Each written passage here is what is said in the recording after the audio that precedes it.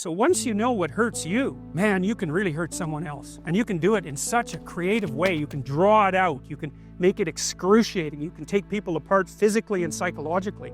And you can keep them, say, even right on the edge of death, so that you can keep doing that endlessly. And, that happens.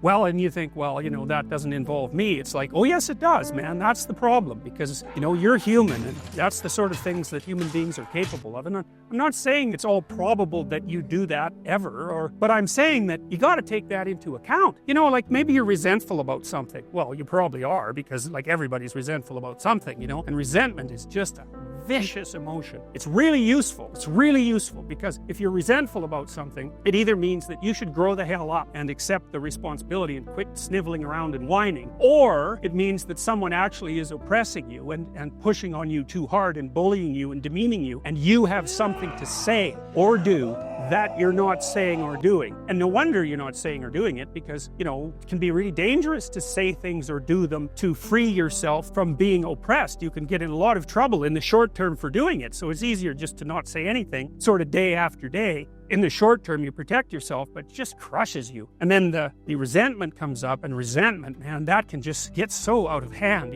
It starts with resentment, and then it goes to the desire for revenge, So it puts you in a poisonous space. And then if you really start to dwell on that, say, in your basement for 3 or 4 years about just exactly how terrible the world is and how that's focused on you and how everyone's rejected you, and how you get to this point where you're thinking that, existence itself is a kind of poisonous endeavor, and that the best thing for you to do is go out there and do as much, create as much mayhem as you possibly can. That's a bad road, man. There's dark things down there, but you can go there, and people do.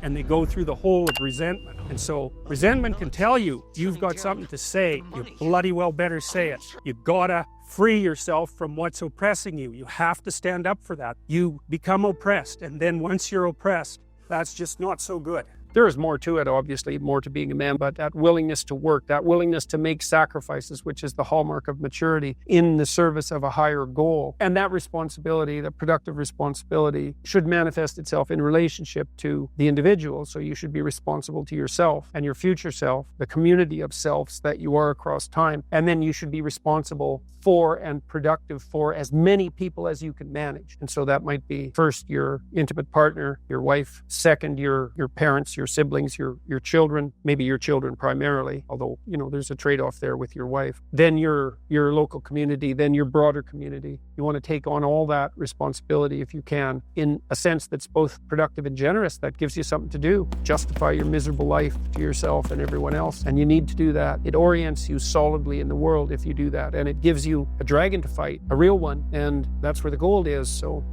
how should you arm yourself? Well, arm yourself with words. Be precise in your language. Say what you mean. Read great men and great women. Make yourself literate. Get your tongue in order. Get it under your own control. Get rid of the ums and the likes and the you knows and the pauses, and get rid of everything you say that you only say to impress other people, and just see if you can say what you believe to be true. That's an adventure. Let's say you decide to live your whole life in that instrumental manner. You're going to craft your words like the student who says, well, I'm going to write what the professor wants to hear so I get the grade. It's like, well, you just turn yourself into that. Well, who is it that's doing that manipulating? It's not you, because those aren't your words. So even if you get the grade, it's not you that got the grade. It's the false you. It's the manipulative you. So you do that your whole life. You don't have your life.